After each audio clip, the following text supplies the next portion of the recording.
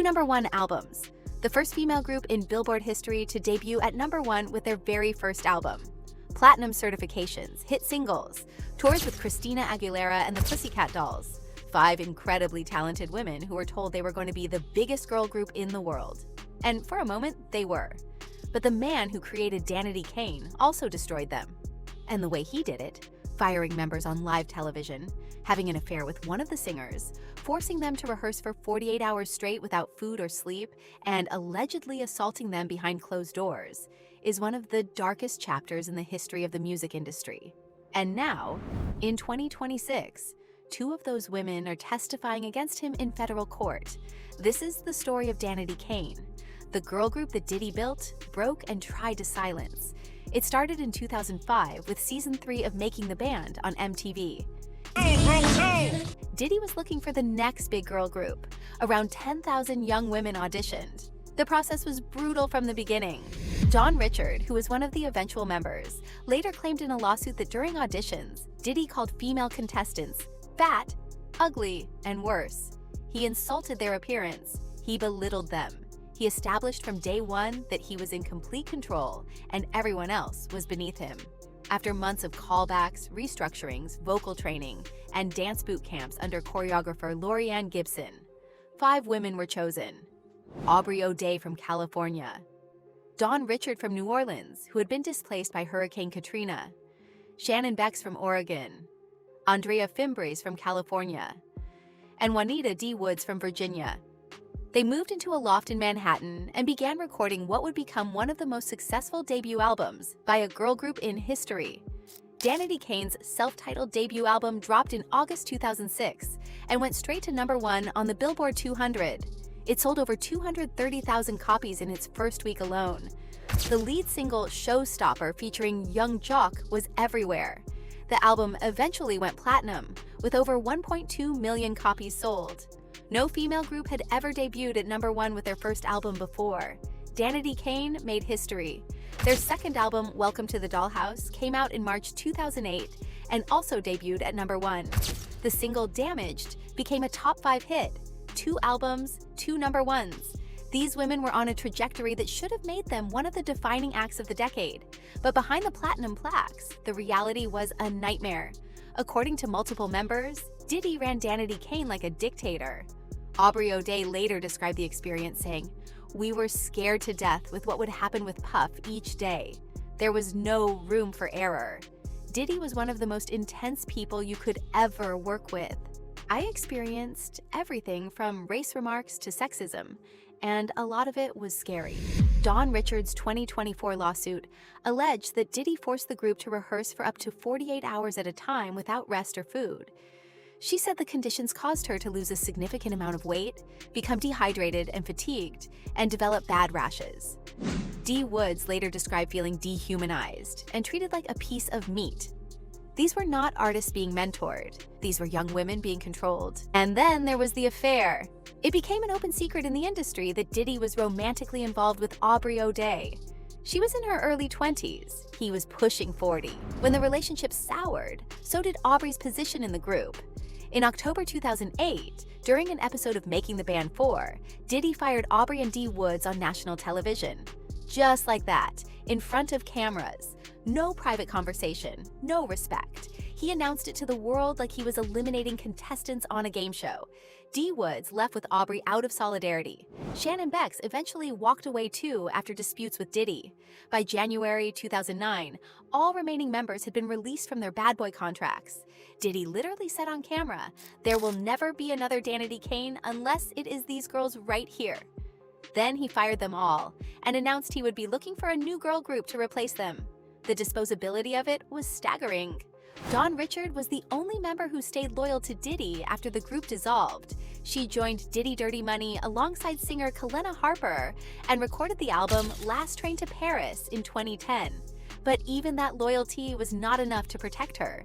In her 2024 lawsuit, Dawn alleged that Diddy burst into her dressing room while she was naked and inappropriately touched her. She claimed he once locked her in a car with heavily tinted windows for 2 hours while she screamed for help. When her father confronted Diddy about his behavior, Diddy allegedly told him, think about your daughter, and think about your daughter's career. That is not mentorship. That is a threat. Dawn also claimed she witnessed Diddy throw Cassie against a wall, choke her, and drag her up a flight of stairs while he was allegedly under the influence. She said she saw Kim Porter, the late mother of several of Diddy's children, leaving his studio in 2005 with bruises on her face. In 2013, Danity Kane attempted a reunion without Diddy.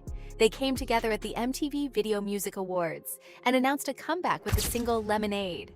D. Woods chose not to participate, but the remaining 4 pressed forward. They launched the No Filter Tour in 2014, but the reunion was short-lived. Andrea Fimbres announced she was leaving to focus on her family.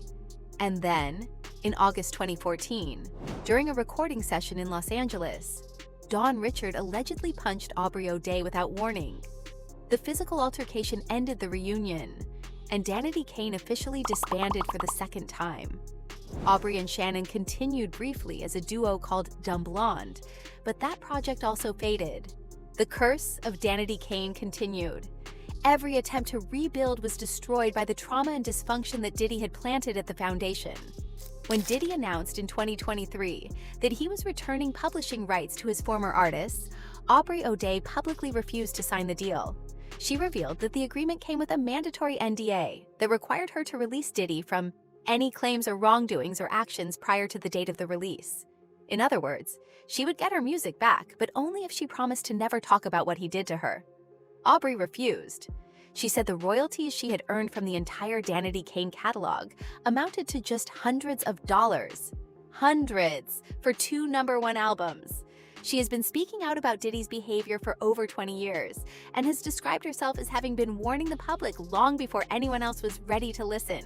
In May 2025, both Don Richard and Aubrey were called to testify against Diddy at his federal trial for sex trafficking and racketeering. Dawn took the stand and provided testimony about the physical violence she witnessed. Aubrey was subpoenaed and traveled to New York for the trial. A source close to Aubrey said, "It is nerve-wracking, but she is ready. She is not going to back down. She wants justice for everyone." D. Woods also spoke publicly about the trial on Aubrey's podcast, admitting that she could not bring herself to follow the proceedings for her own mental health. She said, "It is really triggering. It is really stomach-turning. Nobody knew what we were really dealing with and what atmosphere we were really in." Diddy was convicted in July 2025 and sentenced to 50 months in federal prison. Despite everything, the members of Danity Kane have continued to push forward. Don Richard has had the most critically acclaimed solo career of the group, releasing several independent albums that blend R&B with electronic and experimental sounds. Aubrey has continued to use her platform to advocate for abuse survivors and launched a podcast covering the Diddy trial.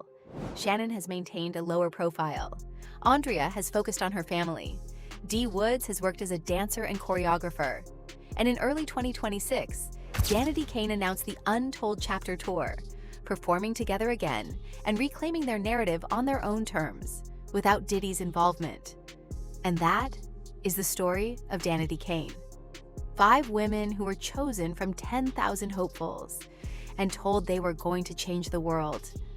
They did change the world. They made history with 2 #1 albums.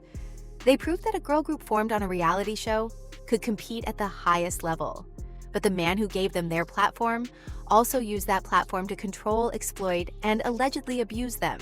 He fired them on television.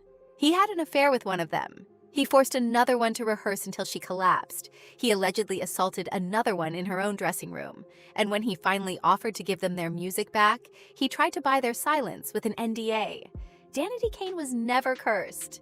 They were sabotaged by the same man who stood on that stage and told America he was building their dreams. The only dream Diddy was building was his own, and it was built on the backs of 5 women who deserved so much better. Do you think Danity Kane could have been the biggest girl group of all time if Diddy had not destroyed them? And do you think they will ever get the recognition they deserve? Let us know your thoughts and opinions down below in the comments, and stay tuned for more true celebrity stories.